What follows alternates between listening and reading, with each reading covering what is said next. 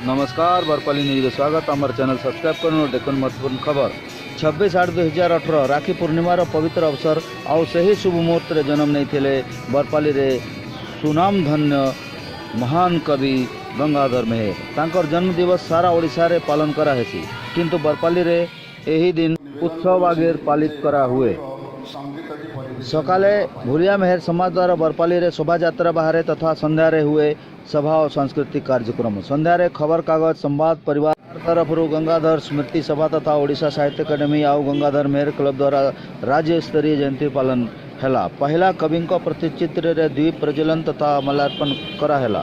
सभार उद्घाटक राज्यसभा सांसद प्रसन्न आचार्य, मुख्य अतिथि सांसद डॉक्टर प्रभास कुमार सिंह, विशिष्ट अतिथि जयपुर विधायिका रीता साहू, वरेण्य अतिथि बरगढ़ जिलापाल इंद्रमणि त्रिपाठी, सम्मानित अतिथि डॉक्टर घनश्याम पाणिग्रही, मुख्य वक्ता डॉक्टर बाबाजी चरण पट्टनायक, सम्माननीय वक्ता डॉक्टर सुरेश चंद्र पंडा तथा सभा मुख्य डॉक्टर प्रदीप होता थिले।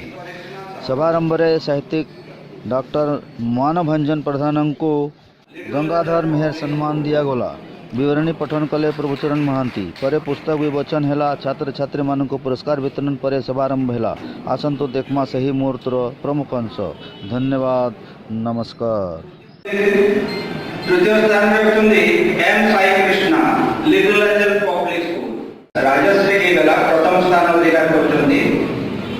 द्वितीय रे रखुंदी Shreya Mohan little angel public school Shreya Mohan. तृतीय स्थान रे Ashish Agarwal little angel public school. Akanksha Mishra प्रथम। द्वितीय स्थान रे रखुंदी Mousumi Das little angel public school Mousumi Das little angel public school. परवर्ती पुरस्कार देवाई मो माननीय विधायक मैडम रीता साहू महोदय को निवेदन करुछि। लोपामुद्रा वर्तिया। तृतीय स्थान रही सिमरन लुहा। प्रतियोगिता सीनियर ग्रुप प्रथम स्थान रही Sameeksha Mohan little angel public school.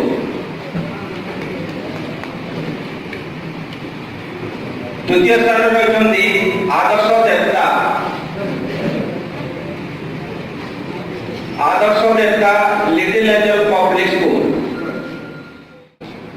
Soumyaranjan Bag साइसा।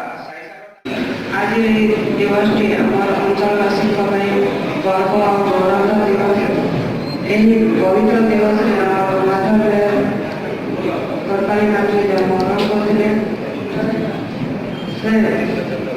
मात्र पंचम श्रेणी पाठ पढ़ी समग्र विश्व जगत निजर स्वतंत्र परिचय सृष्टि कर साहित्य जगत से आमर बरपालीवासी गौरव थे। आज बरपाली पार्टी सुजोग सन्तान गंगाधर मेहर जयंती अत्यंत आडंबर सहित पालन कर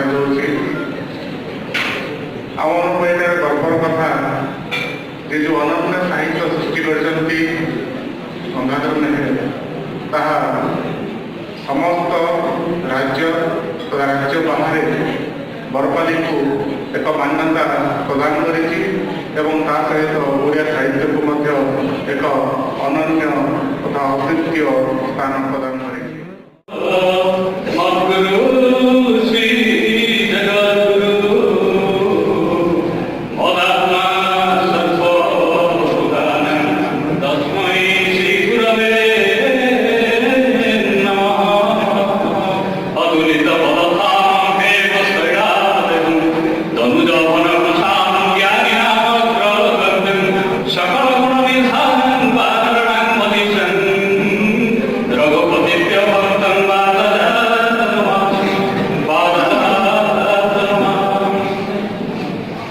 पवित्र माटी सारस्वत माटी आज गंगाधर मेहर जयंती अवकाश छाड़ी एवं से समय कथा अति दुखद कथा साधी कूड़ बधुंकर ଦୁର୍ବିପାକ ଚାହିଁ ଲଜ୍ଜା ଭରେ ଭାନୁ ଦେଲେ ବଦନ ଲୁଚାଇ ସୂର୍ଯ୍ୟ ମଧ୍ୟ ମାନ୍ୟ ମୁଖ୍ୟମନ୍ତ୍ରୀଙ୍କ ନିର୍ଦ୍ଦେଶ କ୍ରମେ ଏବଂ ଏହି ଅଞ୍ଚଳର ଜନସାଧାରଣଙ୍କର ଦାବି କ୍ରମେ ସେଠି ବହୁତ ସୁନ୍ଦର ଭାବରେ ଗୋଟେ ଗଙ୍ଗା ସରସ୍ୱତୀ ପୀଠ ତିଆରି ହେବ। 2 ମାସ ତଳେ ଆମର ଜିଲ୍ଲାପାଳ ମହୋଦୟ ତ୍ରିପାଠୀ ମହୋଦୟ ଆମେ ଯାଇକି ଦେଖିଥିଲୁ କି ଖୁବ୍ ସୁନ୍ଦର ଭାବରେ ଗୋଟେ ପାର୍କ ଗୋଟେ ଗଙ୍ଗାଧରଙ୍କ ରଚନା ସେଠି ଲେଖା ହେବ ଏବଂ ସାଉଣ୍ଡ ଆଣ୍ଡ ମ୍ୟୁଜିକ୍ ରହିବ। ଗୋଟେ ସୁନ୍ଦର ଏମ୍ବିଏନ୍ସ କ୍ରିଏଟ୍ ହେବ। ତା ପାଇଁ ଆମେ ପ୍ରୟାସ କରୁଛୁ। ଗଙ୍ଗାଧର ମେହେର ଯେତେ ଯାହା ବି କଲେ ସେ କବିଙ୍କ ପ୍ରତି ମୁଁ ଭାବୁଛି କମ୍ ହେଇଯିବ। ଆଜି ବିଜେପୁରରେ ଗଙ୍ଗାଧର ମେହେର ଡିପ୍ଲିକେସନ୍ ପ୍ରୋଜେକ୍ଟ କରାହେଉଛି।